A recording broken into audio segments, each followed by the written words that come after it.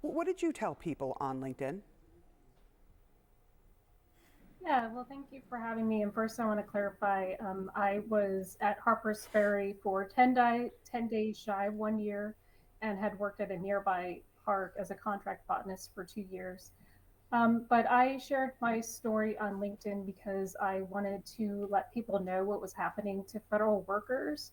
I think there's a misconception out there that probationary employees are on probation because of some sort of low performance issue, and that is not the case. It is simply to do with the time that we've had in the federal service. And many of us have been working on the margins of federal agencies or had worked at a different agency and were transferred, and that's merely why we were on probation. I also wanted to make people aware of what is happening to the parks. There's been a lot of talks about the visitor impacts of these cuts to parks, overflowing toilets and park closures. But this will also impact the resources that people come to the parks to see and enjoy. The resource managers like Carrie and myself are the people taking care of these resources, and they will not be around if there is not staff to care for them.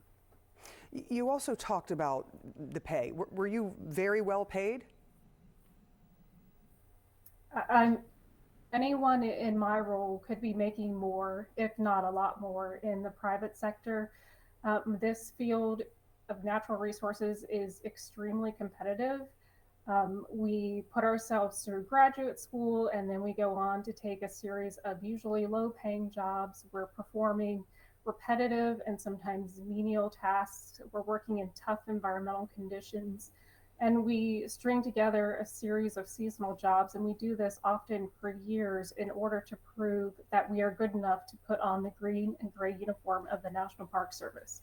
And so we definitely could be making a lot more money in the private sector, but we do this job because we believe in the mission of protecting public lands. Carrie, how long had you worked at the National Park Service before you got your notice? So I started at Catoctin Mountain Park last May. So I think about 9 months. And what did you think about suddenly finding yourself, after all this time trying to get the job, finding yourself without the job that you really wanted? It it was a shock.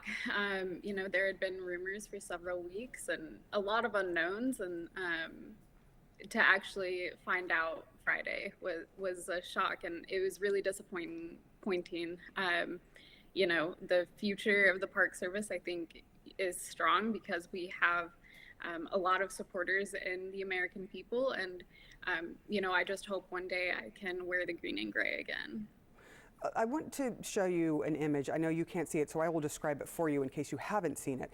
At CPAC, we saw Elon Musk, who is the head of DOGE, the group that ended up laying you people off.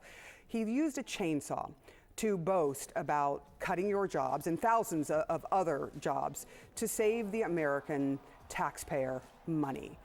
He is holding it, he is going around, he is yelping and screaming to a sort of cheering crowd, proud of the cuts that he's making. What do you think of this? I'll start with you, Angela. Federal workers are not monsters. We are your neighbors. We are civil servants. We are serving the country. Everyone that I know that is a federal worker is working for less pay than they could make in the private sector, and they're often doing the job of 2 to 3 people. So we live in your communities, we support the businesses in your communities, and these impacts are going. I live in Maryland, and in the National Capital Region, these impacts are going to cause pain. Carrie, how would you describe how DOGE is operating at this point? I honestly can't really speak to that. I'm just here to share my story as a federal employee who is feeling the impacts of what is happening right now.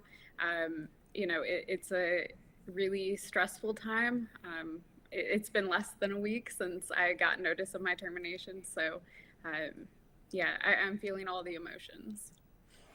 Carrie Schmidt, Angela Moxley, thank you so much. I know it's hard to talk about this stuff to complete strangers, but thank you for sharing your story with us this morning. And I hope that things get better and your future is much brighter. Appreciate you.